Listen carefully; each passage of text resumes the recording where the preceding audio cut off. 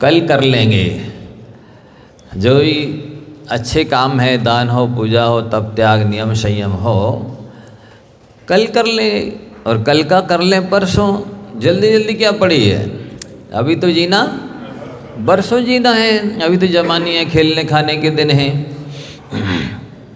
देखना, हम आप लोगों से प्रश्न करना चाह रहे हैं कि जैसे मान लो बच्चों से कहो कि धर्म का आलम्बन लो, धर्म सेवन करो, व्रत नियम संयम ले लो, दान पूजा स्वाध्याय करो, तो वो क्या कहेंगे? महाराज जी भी तो हमारे खेलने खाने के दिन हैं। क्या बोलेंगे? अभी तो ये अम्मा लोग भी बोलेंगे, महाराज जी अभी उसको नियम नहीं दो, वो छोटा है, अभी तो खेलने खाने के दिन हैं। अब चलो आप वृद्ध लोग ले लो नियम संयम, तो क्या बोलेंगे? बोलेंगे महाराज हमारी आंखों में दिखता नहीं है, कानों से सुनाई नहीं देखा देता है, हाथ कांपते हैं, दवाइयाँ चल रही हैं, हम नहीं ले सकते। और इन जवानों से कहें आप ले लो तो बोले अभी तो हमें गृहस्थी का पालन पोषण करना, बच्चे पालने हैं। नहीं समझे? महिलाओं से कहेंगे कि आप लोग ले लो तो ये कहेंगे कि महाराज हमें टाइम ही नहीं है घर गृहस्थी के कामों से। अब कहें ये कहेंगे लोग जो बड़े लोग हैं, धनाढ्य हैं, जिनको कोई काम नहीं है, ज़्यादा चिंताएं नहीं है, वे लोग धर्म करें, तो उनसे कहेंगे कि भैया आप ले लो, तो वे कहेंगे हमारे यहाँ तो खूब पर्याप्त धन सामग्री है, जमीन जायदाद वस्त्राभूषण है, जिनके पास कुछ न हो वे भी धर्म करें। तो चलो हम उनसे कह देते भैया आप करो, तो वे कहेंगे महाराज हमें कमाने खाने से फुर्सत नहीं है। हैं? अब आप लोग बता दीजिए बचा कौन? हम किससे बोले? तो महाराज आप ही हो फुर्सत है। क्यों?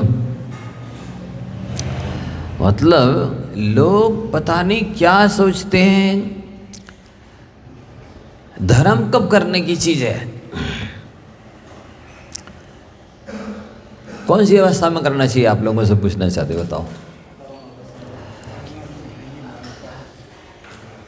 8 वर्ष अंतर मुहूर्त में मुनि दीक्षा ले सकते हैं।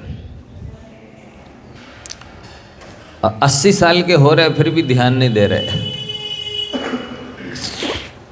उस चोर का क्या हुआ देखो जरा।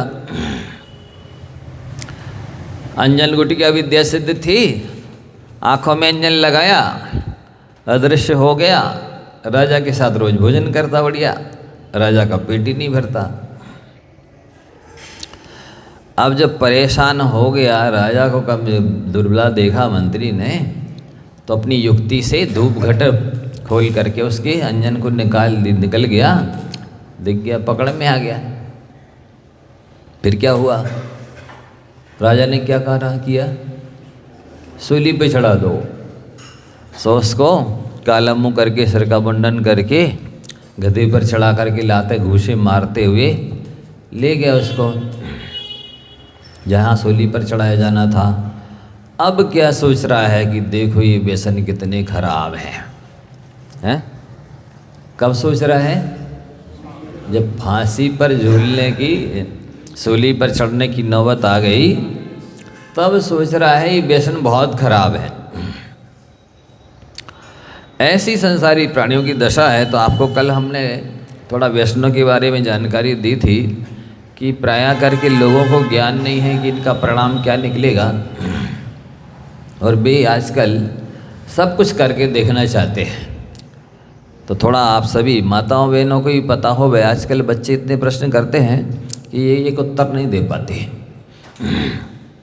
स्वाध्याय करें, प्रवचन ध्यान से सुने, सो उनको पूजा करनी, वो अष्टांग की पूजा में लगे बहुत एकाग्रता से। प्रवचन से कोई मतलब नहीं है, अनंत काल करते रहना पूजा। भगवान ने कहा है अकेली पूजा करने से कल्याण नहीं होने वाला है। श्रद्धान और ज्ञान के साथ पूजन करोगे, फिर कुछ भी करो कल्याण होगा। और ऐसी तो अनंत काल करते रहना है, 6, 8, 10, 12 तक कर लेना रोज। अष्टांग लगे महाराज कब करेंगे? अभी नहीं करेंगे करना तो है, लेकिन श्रद्धा और ज्ञान के साथ करना।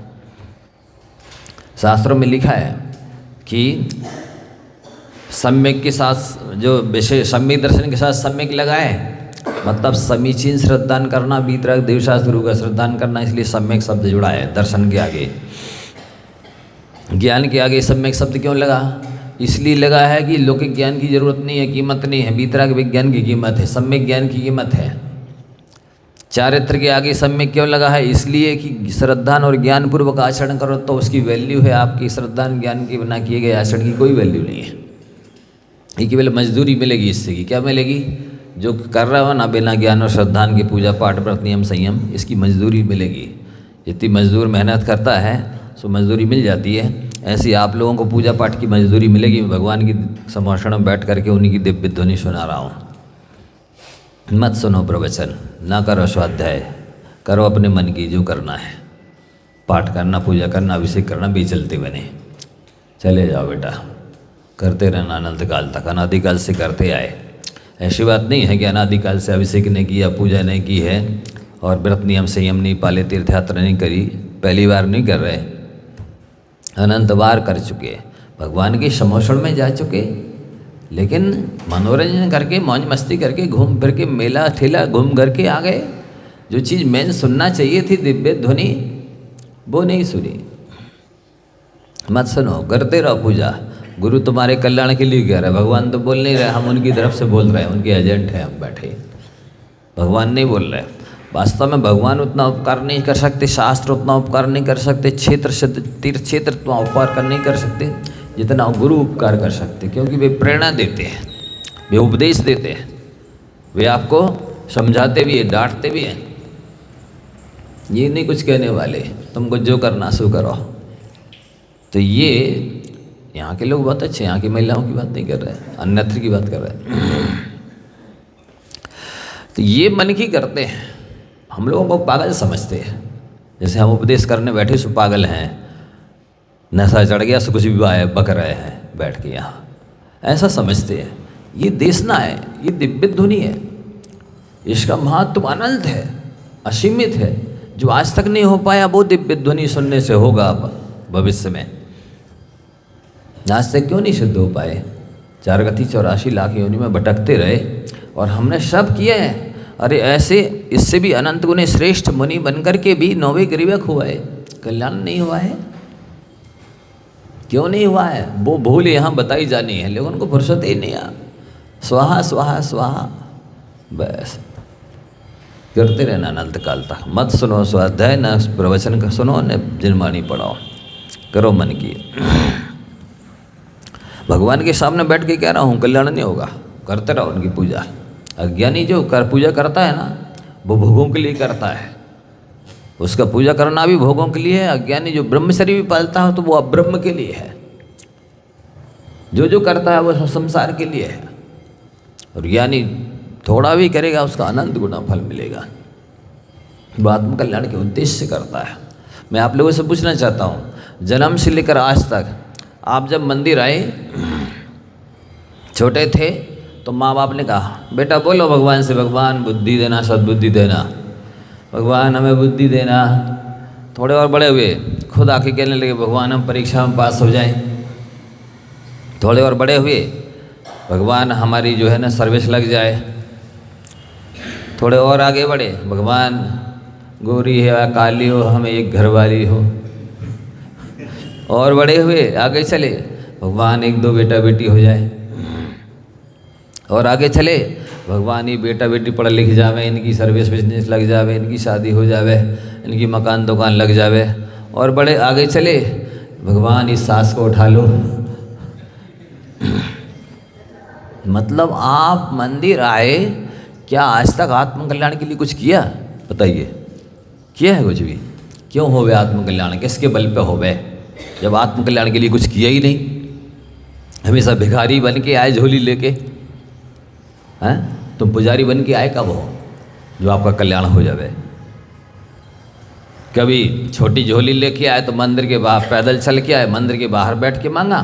कभी बड़ी झोली लेके आए, 4 व्हीलर पे बैठ के आए, मंदिर के भीतर आके मांगा। मांगते ही तो रहे, भिखारी पना जाता कहाँ है? सच्चे मायने में हम बनते कहाँ हैं? भगवान के भक्त, पुजारी, सेवक, आत्मार्थी। तो ये स्थिति है। बताओ, अच्छा आपने हृदय में हाथ रख के आज तक किया कभी कोई दर्शन पूजा व्रत हम संयम पाले आत्मकल्याण के उद्देश्य से? ये जो पूजा करने की पड़ी है वो भी उसी उद्देश्य से पड़ी है कि भगवान बस एक दो और ये हो जावे वो हो जावे, और कुछ नहीं है। नहीं करो, मत सुनो, अपनी लगाओ डेढ़ अक्कल, बनियाई बुद्धि, ऐसी पड़े रहोगे अनंत काल तक संसार में। ऐसा समझते हैं साधु संतों को पागल कुत्ते ने काटा है। तो जब वो चोर पकड़ा गया ना, पकड़ा गया देखो एक बात और ध्यान रखना, जिसने कहा कल बात गई टल, जिसने कहा कल बात गई टल, जिसने कहा परसों बीत गए वर्षों, और जिसने कहा आज उसने किया राज। क्या? जिसने कहा आज उसने किया राज। सुबह से शीघ्र अच्छे कामों में देरी करनी ही नहीं है। जब पकड़ा गया सूली पर चढ़ा दिया, अब विचार कर रहा है कि व्यसन कितने खराब हैं। तो कल आपको जुआ व्यसन के बारे में बताया, मांस व्यसन के बारे में बताया। शायद आप सब लोगों ने थोड़ा बहुत चिंतन मनन किया होगा। मैंने जो बात कही थी, कौन सी बात कही थी? कि जिस तरह से एक बीमार व्यक्ति जब उसका ऑपरेशन होना होता है तो उसके लिए कहाँ पर ऑपरेशन कराया जाता है? आईसीयू में, ऑपरेशन थिएटर में। मतलब बीमार व्यक्ति को स्वस्थ होने के लिए ऑपरेशन थिएटर की आवश्यकता है। स्वस्थ व्यक्ति को स्वस्थ रहने के लिए वो कहीं भी खा पी सकता है। बोलो, है उत्तर आप लोगों के पास? नहीं खा सकता ना? नहीं, वो तो गटर के ऊपर खड़ा होगा चाट का ठेला तो भी चलेगा। हैं, धूरे के पास भी कोई चाय पान की दुकान होगी और वो ढाबा, होटल, शादी पार्टी में चाहे वो मेहतर भी बनाए तो चलेगा। स्वस्थ व्यक्ति कहीं भी खा सकता, कुछ भी खा सकता है। बीमार व्यक्ति को स्वस्थ होने के लिए आईसीयू की आवश्यकता है, ऑपरेशन थिएटर की आवश्यकता है। नीट एंड क्लीन होना चाहिए, वहाँ एक मक्खी मच्छर भी प्रवेश नहीं कर सकता। और किचन में तो सांप भी घुस जाए और बिल्ली भी घुस जाए और मकड़ी घुस गिर जाए और मेंढक भी चले जाए, सब चलेगा। किचन में सब चलेगा, ऑपरेशन थिएटर में नहीं जाना चाहिए कुछ भी। और बीमार व्यक्ति को स्वस्थ करने के लिए डॉक्टर का नहाना जरूरी है, धुले नीट एंड क्लीन कपड़े पहनना जरूरी है, ग्लव्स पहनना, मोजे पहनना, मास्क लगाना जरूरी है। स्वस्थ व्यक्ति को स्वस्थ बने रहने के लिए तो कोई भी बना सकता है भोजन, चाहे वो शौच कर आए और हाथ तक ना मट आए तो भी चलेगा। और जब महिला एमसी से हो वो भी भोजन बनाए तो भी चलेगा। समझ रहे? क्योंकि स्वस्थ व्यक्ति तो कुछ भी खा सकता है, किसी के भी हाथ का खा सकता है। बीमार व्यक्ति को स्वस्थ होने के लिए डॉक्टर को नहाना धोना, स्वच्छ कपड़े पहनना जरूरी है।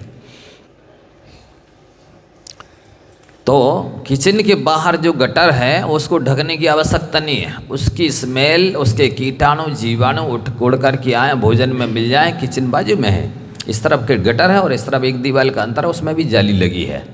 सो वहाँ का गटर का सारे कीटाणु जीवाणु और दुर्गंध आके भोजन में मिलती रहे और भोजन करते समय आती रहे उसकी स्मेल तो भी चलेगा। देखना जरा।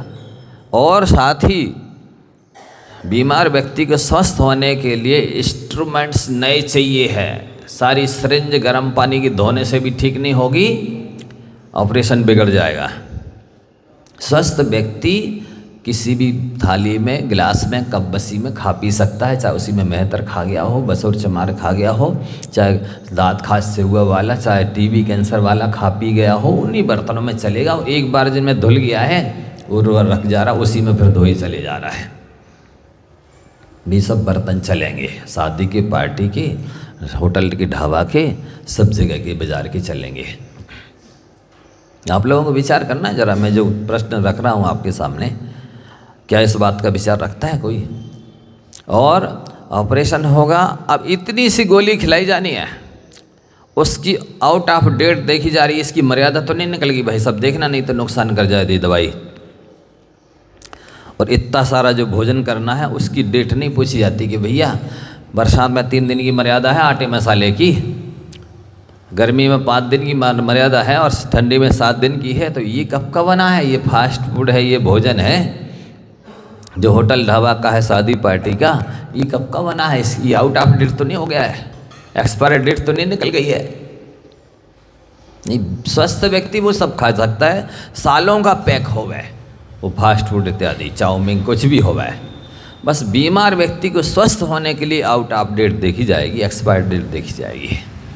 आप देखना, जरा विचार करना। और बीमार व्यक्ति को परहेज करने की आवश्यकता है। डॉक्टर ने कह दिया कि यदि मूंग की दाल का पानी पीना है, बंदा टस से मस नहीं हो सकता, वो मूंग की दाल का ही पानी पिएगा, खिचड़ी में काम चला लेगा।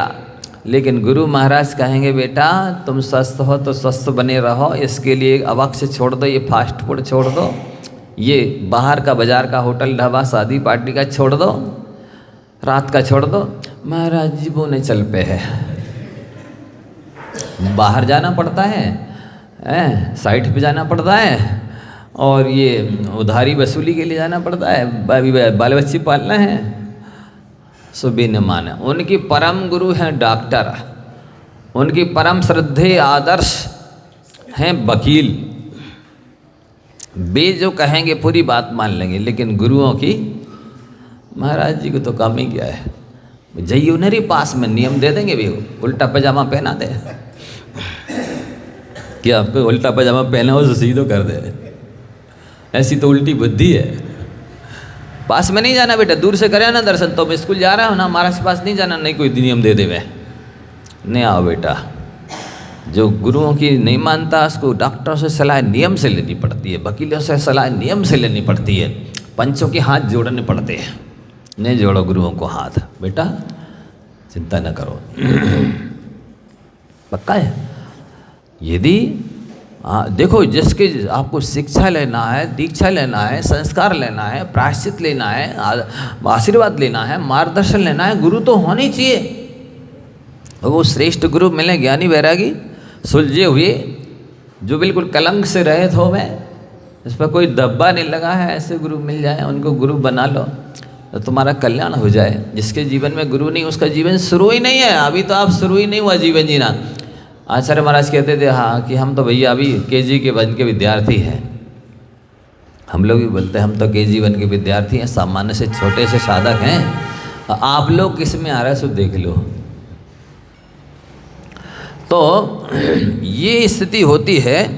कहते हैं आछे दिन पाछे गए, गुरु सो और प्रभु सो किया ना हेत, अब पछताए होत का जब चिड़िया चुग गई। ये स्थिति होती है, जब चिड़िया खेत चुग जाती है तब बाद में उनको होश आता है, नींद खुलती है। इसके पहले तक तो वे घोड़ा बेच के सोते हैं, क्या इसके पहले नहीं।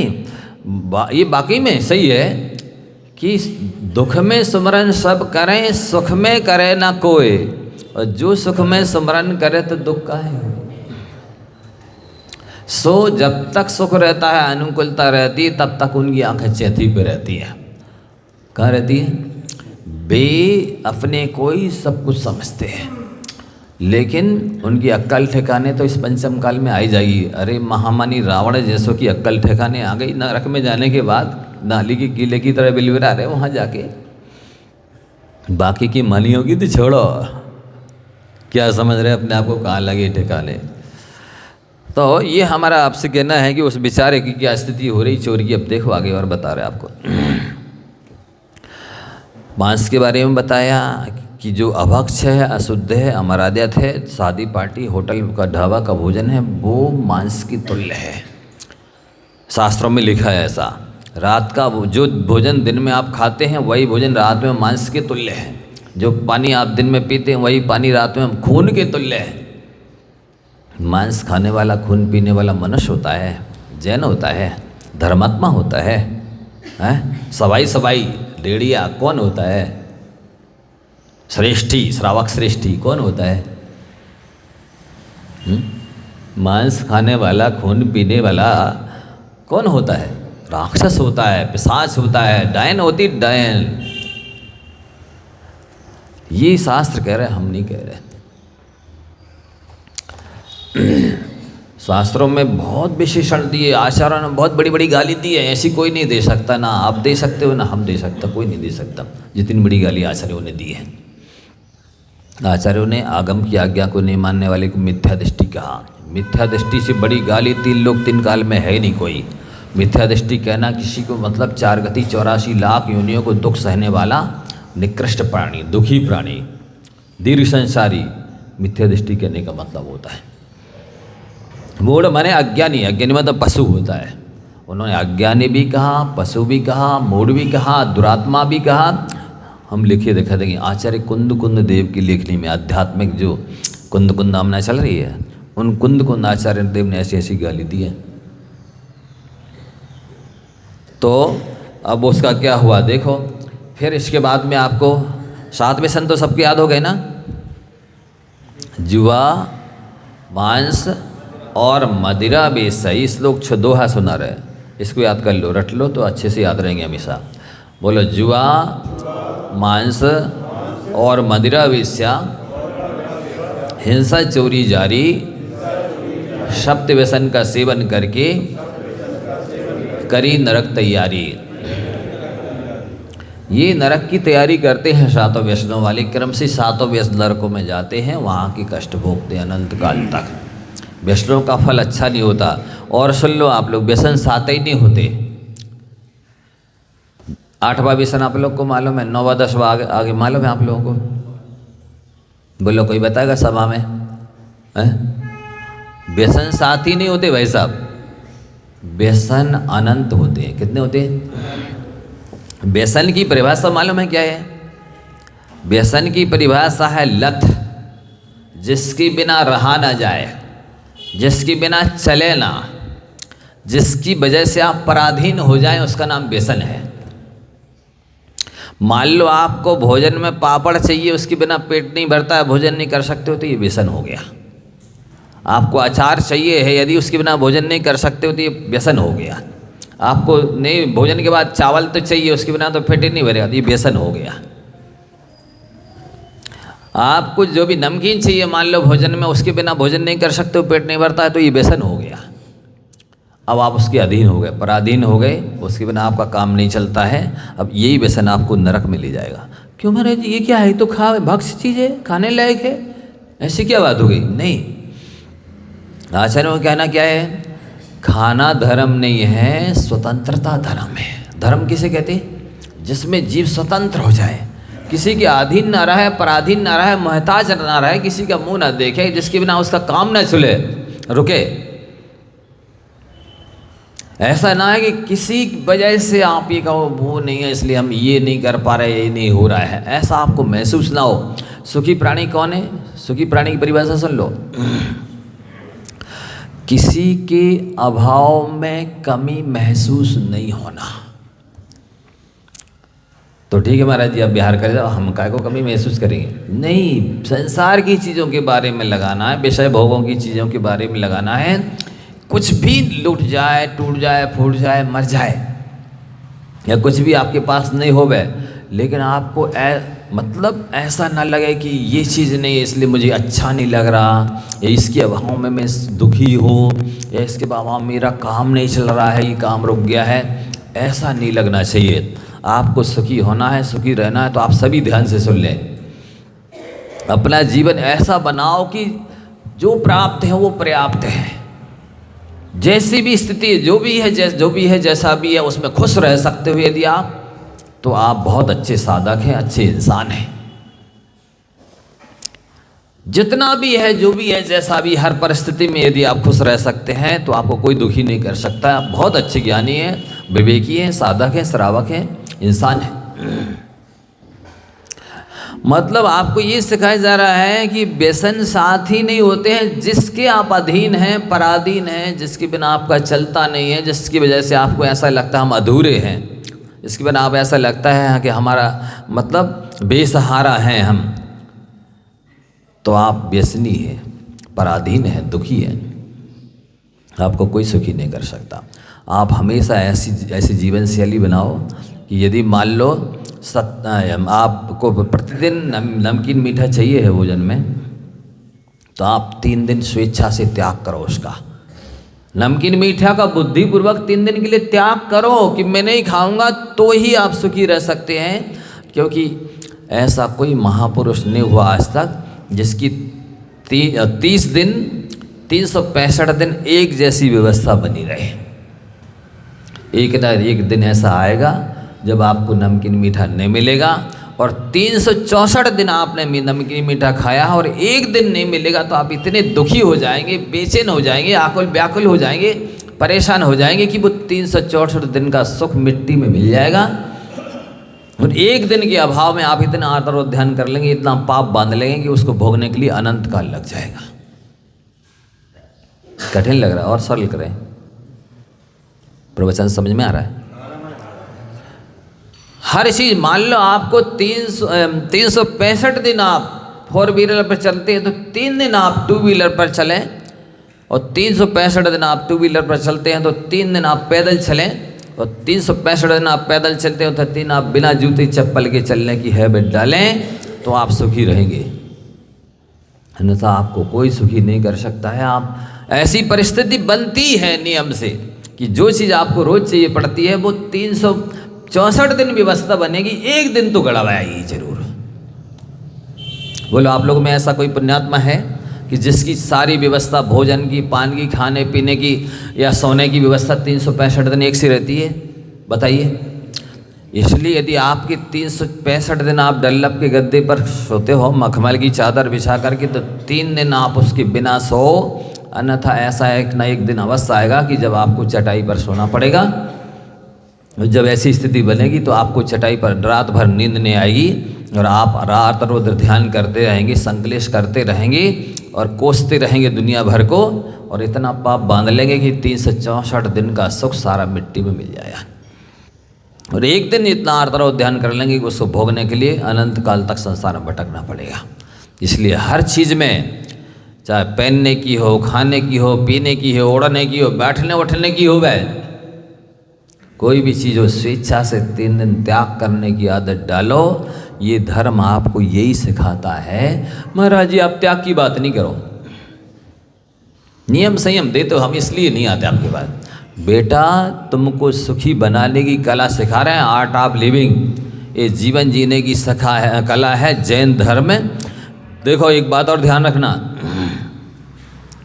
आजकल बहुत श्री 1008 जिनके नामों के आगे लिखा रहता है वे आर्ट ऑफ लिविंग सिखा रहे हैं, पर जैन आगम में जो आर्ट ऑफ लिविंग सिखाई गई है, जीवन जीने की कला, सच्ची जीवन जीने की कला वो है जिसमें आप शांति से जीवन जीने के साथ साथ दूसरे को भी शांति से जीने दें, तो आप धर्मात्मा हैं, सच्चे इंसान हैं। यदि आप शांति से जीते हैं पर दूसरे को शांति से नहीं जीने देते हैं, ना आप इंसान हैं, ना पढ़े लिखे हैं, ना समझदार हैं, ना विवेकी हैं, ना अहिंसक हैं, ना धर्मात्मा है। जैन धर्म जीवन जीने की कला सीखने के साथ साथ जीने देने की कला भी सिखाता है कि आप भी जीवन जियो शांति से और सामने वाले को भी शांति से जीवन जीने दो। ये कला जैन धर्म के अलावा और कोई नहीं सिखाता है। बात समझ में आ रही है? आज से ध्यान रखेंगे सब लोग। 30 दिन मान लो आप 4 व्हीलर पर मंदिर आते हैं या 2 व्हीलर पर आते हैं तो 3 दिन पैदल चल के आओ, ये 3 लोग के नाथ हैं, अनंत गुना ज़्यादा पुण्य बनेगा वाहन पर चल कर आने की अपेक्षा पैदल चल के आओगे तो। नहीं तो ऐसी व्यवस्था एक ना एक दिन होगी कि आपकी साइकिल पंचर हो जाएगी, 4 व्हीलर पंचर हो जाएगी, या डीजल ख़त्म हो जाएगा, या ड्राइवर नहीं रहेगा, या आपको लाने वाला नहीं रहेगा, और आप दर्शन पूजन से वंचित हो जाएंगे और अनंत असीम पाप बांध लेंगे। इसलिए ये व्यसन की परिभाषा बता रहा हूँ मैं कि व्यसन 7 ही नहीं होते, व्यसन अनंत होते हैं। आप आचार्य महाराज के लिए लिखते हैं अनासक्त महायोगी, क्या आप अनासक्त महाश्रावक नहीं बन सकते हैं? भरत चक्रवर्ती ही एक हो सकता है जलते भिन्न कमल की तरह। आप भी भरत चक्रवर्ती की तरह अनासक्त बन सकते हैं, विरक्त बन सकते हैं और घर में रहकर बैरागी हो सकते हैं।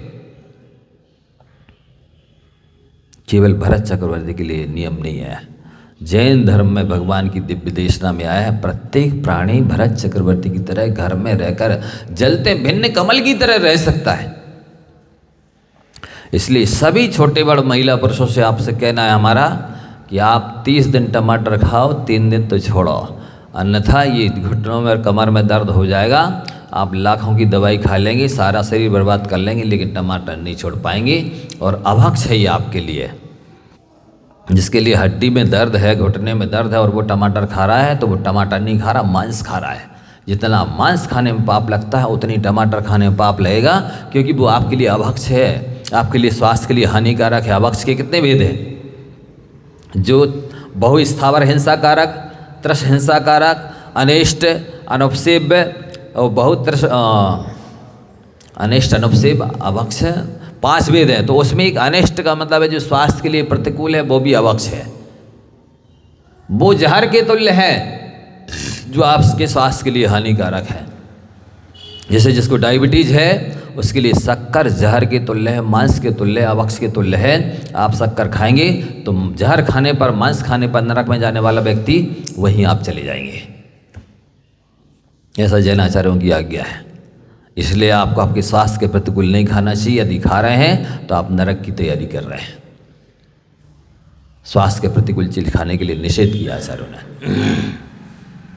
तो वो जब चोर सूली पर चढ़ गया तब सोच रहा है कि देखो ये व्यसन कितने बुरे हैं। तो आपको बताया गया कि जुआ किसी भी तरह का हार जीत वाला खेल नहीं खेलना चाहिए। हार जीत वाला खेल खेलने वाले व्यक्ति को स्वर्ग मोक्ष नहीं मिलता। चाहे वो क्रिकेट मैच होवे, चाहे वॉलीबॉल मैच होवे, चाहे वो कुछ भी होवे, हार जीत वाले खेल में यदि आप भाग लेते हैं, इसका मतलब है आपके पास शुक्ल निष्ठा तो नहीं है, आप आर्थ रौद्र ध्यान से तो नहीं बच सकते, धर्म ध्यान तो नहीं कर सकते। अच्छे से सुन लेना। मांस, अभक्ष, अशुद्ध, अमर्यादित जितनी भी चीज़ें हैं, चाहे होटल ढाबा शादी पार्टी हो, चाहे रात का होवे, वो सब मांस के तुल्य है, ऐसा जैन आचार्यों ने कहा है। मदिरा में जितनी भी लिक्विड चीज़ें हैं, कोको कोला कोल्ड ड्रिंक्स होवे, चाहे वो कोई भी बियर होवे और चाहे छना पानी होवे, वो सब मदिरा के तुल्य हैं, अभक्ष अशुद्ध हैं, भी खून के तुल्य हैं। जुआ, मांस, मदिरा, वेश्या, वेश्या जानते हैं? अब आप इसके बारे में सुनिए जरा क्या लिखते हैं। मदिरा के बारे में थोड़ा कल नहीं सुना पाए थे। कह रहे हैं जो भी चीज़ आपकी बुद्धि को खराब कर दे, विकृत कर दे, मतलब नशा चढ़ जाए, शुद्ध बुद्ध ना रहे, मदहोश हो जाए आप, बेहोश हो जाए आप, नशे में हो जाए, जिससे बुद्धि खराब होती है, वे सब नशीले पदार्थ मदिरा के तुल्य है। वो अफीम भी हो सकती है, चरस भी हो सकता है, गांजा भी हो सकता है, भांग भी हो सकती है, कोई सूंघने वाली चीज़ भी हो सकती है। क्या क्या होता है देखो, उससे शरीर विरूप हो जाता है, सुंदरता खत्म हो जाती है, बीमारी आ जाती 2, पीड़ा होती है स्वयं को, दूसरों को 3, आत्मीय जनों का भी लोग तिरस्कार करने लगते, अरे तुम्हारा लड़का ऐसा करता है, वैसा करता है, उसका भी अपमान होता, तिरस्कार। 4, कार्य के समय का उल्लंघन हो जाता है। नशेबाज आदमी पंक्चुअल नहीं हो सकता कभी भी, और punctuality is the best policy. समय पर सारे काम करना सबसे अच्छी नीति माना गया है। जो व्यक्ति समय पर उठ सकता है, सो सकता है, खा सकता है, पी सकता है, वो स्वयं तो व्यवस्थित होता है और एक जीवन में अनेक जीवन के बराबर काम कर सकता है। लेकिन जिस व्यक्ति के ना खाने का टाइम निश्चित है, ना सोने का, ना उठने का, ना पीने का, ना आने का, ना जाना का, वो अस्त व्यस्त आदमी है, महाअसमयी अज्ञानी है। वो खुद भी दुखी रहता है, सारे घर परिवार के लोग इंतजार करते रहते, अब आ रहे हैं भोजन करने, अब आ रहे हैं, अब आ रहे हैं, अब आ रहे हैं, वे दिन भर आत्म ध्यान करते किचन में बैठे रहते हैं। ये महापाप कमाते ऐसे लोग। इसलिए आपके खाने का, पीने का, सोने का, जागने का समय निश्चित होना चाहिए, जिससे सामने वाला निश्चित रहे कि इतने टाइम आएंगे, इतने खिलाना पिलाना, फ्री हो जाना। अब वो बाकी समय बचेगा तो वो पूजा पाठ कर सकते, स्वाध्याय कर सकते, प्रवचन में आ सकते, आपके लिए रोटी रखाते बैठे। आ रहे बता चला सवेरे 4 बजे से किचन में घुसे, 3 बजे दोपहर में आए, उनके तो 11 घंटे आर्द्र ध्यान में चले गए। इसका पाप किसे लेगा? आप लोगों को नहीं लेगा, जिसके सोने खाने पीने का टाइम नहीं है। आप में और जानवर में क्या अंतर है बताइए? उसके भी कोई होश नहीं रहता, खाने पीने का ठिकाना नहीं रहता, जब मने आए खा गए, पी गए, सो गए, चलने लगे, उठने लगे, बैठ गए। नहीं, जो व्यक्ति समय पर खा पी सकता है, सो उठ सकता है, सारे काम सकता है, वो बहुत संयमी होता है। उसको अपने आप को बहुत नियंत्रित करना पड़ता है, बहुत सारे काम आगे पीछे करके अपने टाइम को मिलाना पड़ता है। पंडित पन्नालाल जी साहित्याचार्य जी थे, जो हमारे विद्या गुरु रहे, ब्रह्मचारी अवस्था में पढ़ाया उन्होंने, बरनी गुरुकुल जबलपुर में, सागर के थे।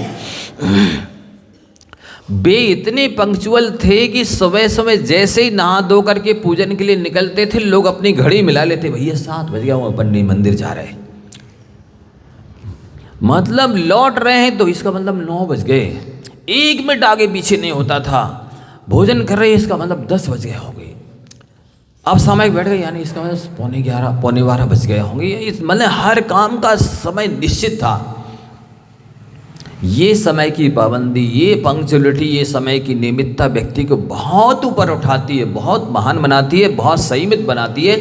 खुद भी व्यक्ति सुखी भी रहता है, आगे भी बढ़ता है, और दूसरे लोग भी उसके आश्रित रहने वाले बहुत सुखी रहते हैं, और वो भी बहुत कुछ कर लेते हैं। आज ये बहुत बड़ी विडम्बना हो गई है ना, पति हों चाहे बेटा बेटी हों, उनके सोने का ठिकाना नहीं है। 12, 1, 2, 3 बजे सो रहे, उठने का ठिकाना नहीं, 9, 10, 11, 12 बजे उठ रहे। खाने पीने नाश्ते का ठिकाना नहीं है, कब करेंगे? 12, 2, 1, 3 बजे। महिलाएं कितनी परेशान हैं, उसकी वजह से वे सारे धर्म ध्यान से वंचित हो जाती हैं। क्यों? किचन में घुसी, नहीं मिलेंगे समय पे चाय नाश्ता भोजन, तो आग बबूला होना। ये अपनी गलती स्वीकार नहीं करेंगे कि हम समय से नहीं आए, इसलिए आप हमें भोजन पानी समय नाश्ता नहीं दे सके। नहीं, उन पर बरसेंगे कि तुम क्यों नहीं मिले, हम भोजन करने आए थे जब। ये पशुता है, ये अज्ञान है, असंयम, ये अविवेक है। इस पर आप लोगों को ध्यान देना है। आज के बाद सारे समय का, सोने का, उठने का, खाने का, पीने का, मंदिर आने का, अभिषेक पूजा का, हर चीज़ का समय निश्चित होना चाहिए। अन्यथा आप व्यसनी हैं।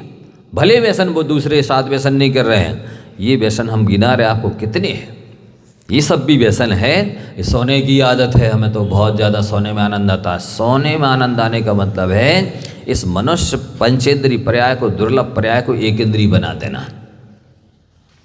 क्यों? सोते समय व्यक्ति की ना स्पर्श इंद्रिय काम करती है, ना रसना, ना घ्राण, ना चक्षु, ना कर्ण, ना मन, कोई भी काम नहीं करता है। वो डेथ बॉडी की तरह हो जाता है, मुर्दे की तरह हो जाता है, कोमा में गए व्यक्ति की तरह हो जाता है, बेहोश व्यक्ति की तरह हो जाता है, पागल व्यक्ति की तरह हो जाता है, नशे में व्यक्ति की तरह हो जाता है, घर में रहने वाले बच्चे की तरह हो जाता है। उसमें और सोने वाले में कोई अंतर नहीं है। इसलिए आप लोगों को जितना आवश्यक है उतनी सोना है। ऐसा नहीं जब टाइम मिला तब सो गए, छुट्टी के दिन है या कुछ भी है तो पड़े 4, 6, 8, 10, 12 घंटे सो रहे। इससे ज्ञानावरण दर्शनावरण कर्म का बंद भी होता है, जीवन अस्त व्यस्त भी होता है, स्वयं भी परेशान होते हैं, दूसरे लोग भी परेशान होते हैं। इसलिए आप सबको अपने जीवन को व्यवस्थित करना चाहिए। आप लोग कहते हैं हम बहुत व्यस्त हैं महाराज जी। आप व्यस्त नहीं, अस्त व्यस्त हैं। क्यों? आपने एक दिन पहले यदि अपने कार्य की विषय सूची बना लेवें कि हम कल को किस स्थान पर किस व्यक्ति के साथ कौन सा काम करना है, तो तुरंत वो काम फटाफट जाके हो जाए। लेकिन अब उठना है, हाँ उठ रहे हैं, अभी तो ठंडी सी लग रही। अरे घंटों बर्बाद हो गए ऐसे में। फिर उठे, हाँ आप कर रहे हैं मंजन, थोड़ी धूप सी ले ले। ये अविवेक है, ये पशुता है। नहीं, समय पर उठ करके तुरंत अपने काम में लग जाइए, तो आप देखेंगे कि आपके सैकड़ों काम निपट जाएंगे। इसके बाद भी समय बचेगा कि आप पूजन कर लेंगे, स्वाध्याय कर लेंगे, साधु संगति कर लेंगे, सेवा कर लेंगे, सब काम कर लेंगे। ये अस्तता व्यस्तता आपके जीवन को नरक तुल्य बना देगी और भविष्य में भी नरक जीवन जीने को बाध्य करेगी, मजबूर करेगी। ये व्यसन है। अब इन व्यसनों से बचिए, अपने जीवन को संयमित व्यवस्थित बनाइए, सुव्यवस्थित बनाइए। टाइम टेबल निश्चित कीजिए कि हमको कितने समय क्या करना है, कहाँ करना है, कितनी देर करना है, किसके साथ करना है। सारे काम निपट जाएंगे आपका। सोचने ही सोचने में घंटों बर्बाद हो जाते हैं। थलुआ बने बैठे रहने में घंटों बर्बाद हो जाते हैं। आलस में कितना समय बर्बाद होता है। वस्तुतः आत्मकल्याण में वास्तव में देखा जाए अपन लोगों के लिए कोई बाधक रहा है तो सबसे बड़ा शत्रु आलस है। आलसी मनुष्याणाम शरीरस्थो महारिपु, आलसी मनुष्यों के शरीर में रहने वाला महाशत्रु है, आस्तीन का सांप है आलस। इसलिए आप इससे बचिए। आलस करते समय अच्छा लगता है लेकिन उसका फल खराब होता है, पुरुषार्थ करते समय अच्छा लगता है लेकिन उसका फल अच्छा होता है। जो समय पर पुरुषार्थ नहीं करते हैं, समय पर पसीना नहीं बहाते हैं, उनको बाद में आंसू बहाने पड़ते हैं। यदि आप आंसू नहीं बहाना चाहते हैं, पसीना बहाइए, स्वस्थ मस्त भी रहेंगे और आपके सारे काम समय पर व्यवस्थित होंगे। तो हर चीज़ के, आप किसी भी चीज़ के आदी ना बने। आज का प्रवचन ध्यान रखना विशेष रूप से, क्या करना आपको, किसी भी चीज़ के आदी नहीं बनना। नहीं मेरा चाय के बिना नहीं चलता। अब आपको बीमारी है, चाय की विशेषता सुन लीजिए, सुनते सुनते जाइए। चाय पीने वाले, चाय की विशेषता सुनो। कफ काटन बादी हरन धातुहीन तंछीन, लोहू को पानी करे 2 गुण अवगुण 3।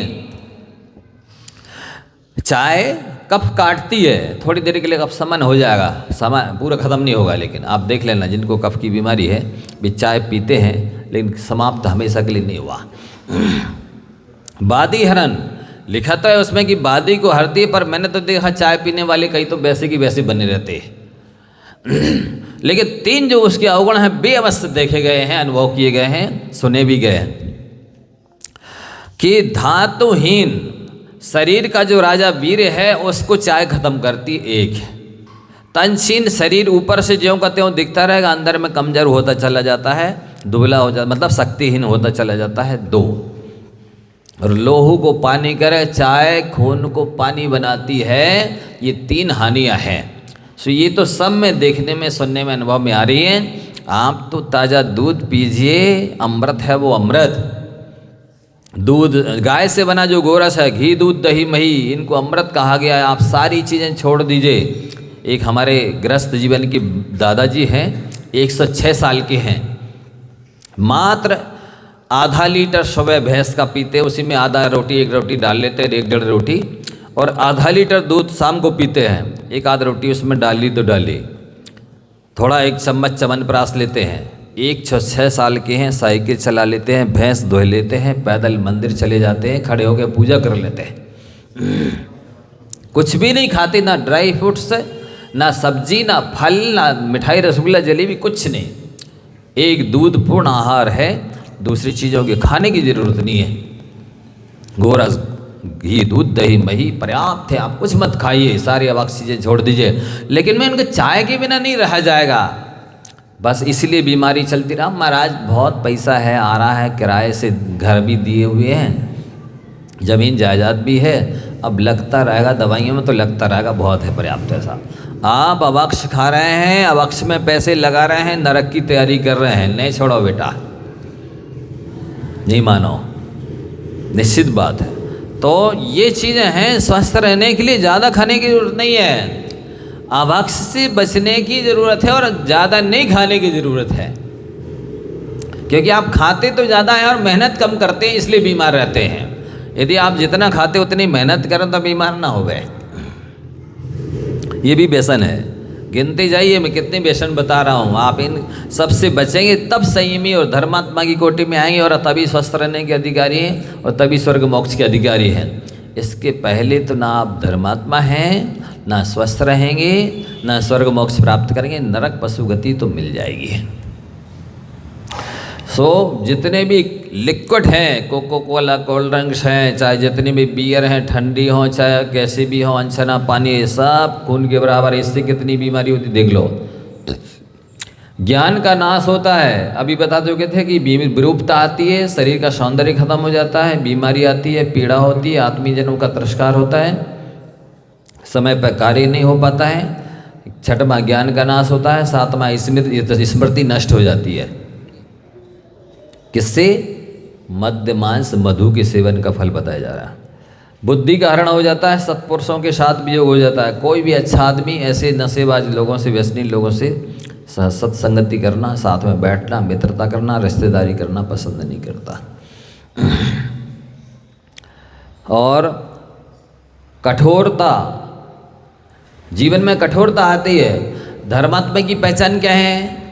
जिसका हृदय कोमल हो, जिसका हृदय नवनीत की तरह हो, सफ़ेद हो वह, और सिद्ध ठंडा, माथा ठंडा हो वह। समझ रहे हैं? वो धर्मात्मा है, भगवान की समोषण में बैठे हैं, शांति से एकाग्रता से बैठे सभ्यता के साथ में। तो क्या कह रहे? धर्मात्मा का परिचय क्या है? संत हृदय नवनीत समाना। नवनीत की विशेषता है कि वो सफ़ेद होता है, कोमल होता है, ठंडा होता है। इस तरह यदि आपका हृदय है तो आप धर्मात्मा की कोटि में आएंगे।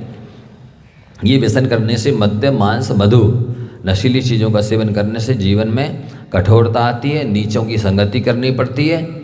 आप देखेंगे जिसको बीड़ी पीने की आदत है तो वो चमार बसोर से भी मांग लेगा, नहीं मिलेगी तो। और जो भी व्यसन करने की आदत है तो वो कहीं भी मिले, फिर चाय की आदत है तो वो किसी की होटल हो वह धोबी की, किसी की भी चला जाएगा, पी लेगा। ये अच्छा नहीं है। चाय की आदत जिनको है वे समझ लो नरक पशुगति की तैयारी कर रहे हैं। और साथ ही उसका जीवन अस्त व्यस्त होता है। धर्म अर्थ काम मोक्ष, ये सब पुरुषार्थ नष्ट हो जाते हैं। ये सारे नशा करने का फल बताया जा रहा है। और इस मद्य पीने से लज्जा चली जाती है, रूप चला जाता है, धन चला जाता है, कुल का भी विनाश हो जाता है। उच्च कुलीन नहीं कहलाता है, सारा कुल बर्बाद हो जाता है। चित्त में संताप होता है। अत्यंत नीच जनों को भी प्रसन्न करना पड़ता अपनी व्यसनों की पूर्ति करने के लिए। और प्रमाद होता है, जीवन में आलस छाया रहता है, अच्छे काम करने की इच्छा नहीं होती, अच्छे लोगों की संगति करने की इच्छा नहीं होती है। शील का विध्वंस हो जाता है। नशेबाज व्यक्ति ब्रह्मचर्य तो पाल ही नहीं सकता, भावना भी निभा सकता। शिल्प ज्ञान जो भी कलाएं आपके अंदर हैं, नशा करते रहोगे सारी कलाएं नष्ट हो जाएगी।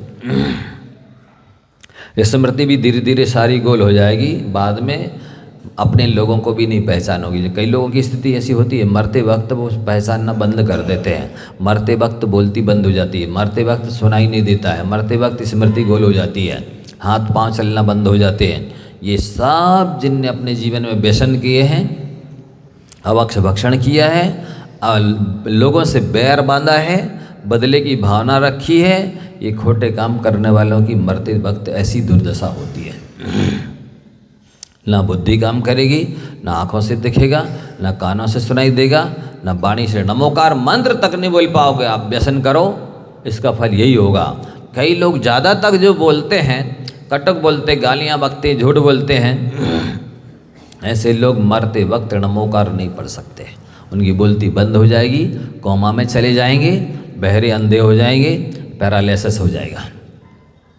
आप यदि चाहते हैं कि मेरा मरण सुमरण होवे तो भगवान का सुमरण करोगे तो तुम्हारा सुमरण होगा। जगह और अवक्ष भक्षण से बचोगे। पवित्रता का सर्वथा नाश हो जाता। न जो नशेबाज लोग हैं, व्यसन करने वाले लोग हैं, उनके अंदर ना बाह्य में पवित्रता रहती है, ना अंदर में मन की पवित्रता रहती है। इस प्रकार दोषों के हजारों मार्ग, कुटिल मार्ग उनके लिए खुल जाते हैं।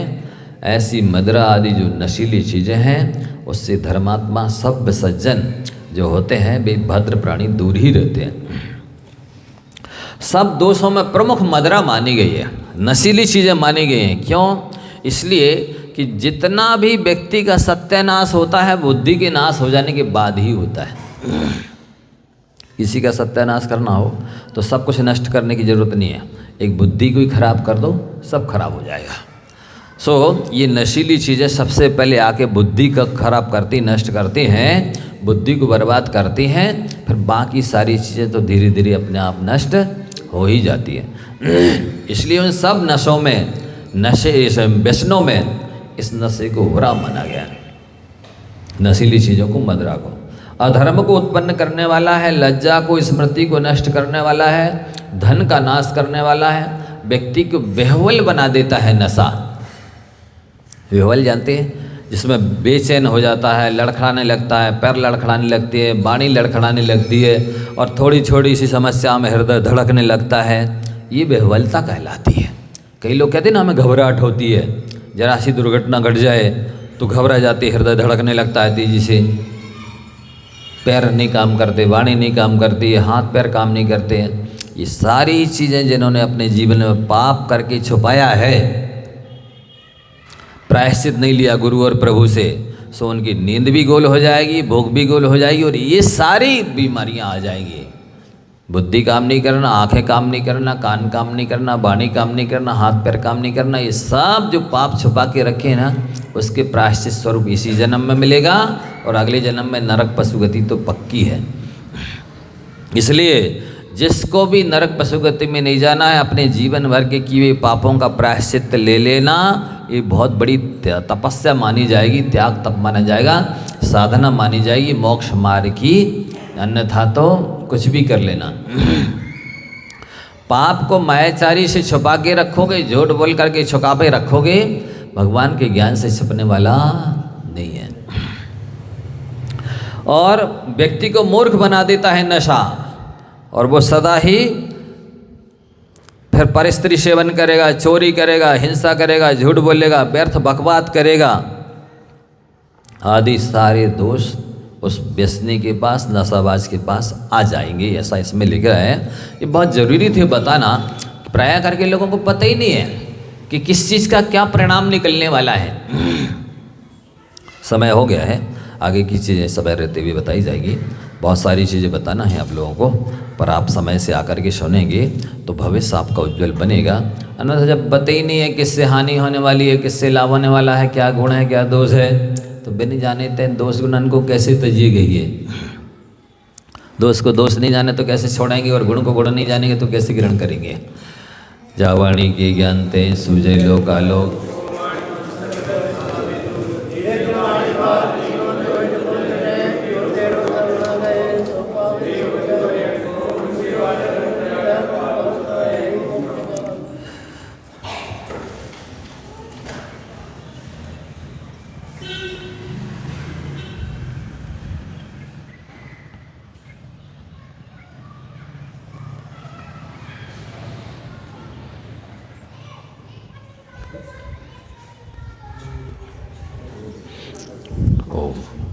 उदासाई मणि माता की जय। एक बात आप बता दें, आज का प्रवचन की 2-3 बातें तो ध्यान रखनी है। एक तो आपको किसी चीज़ के पराधीन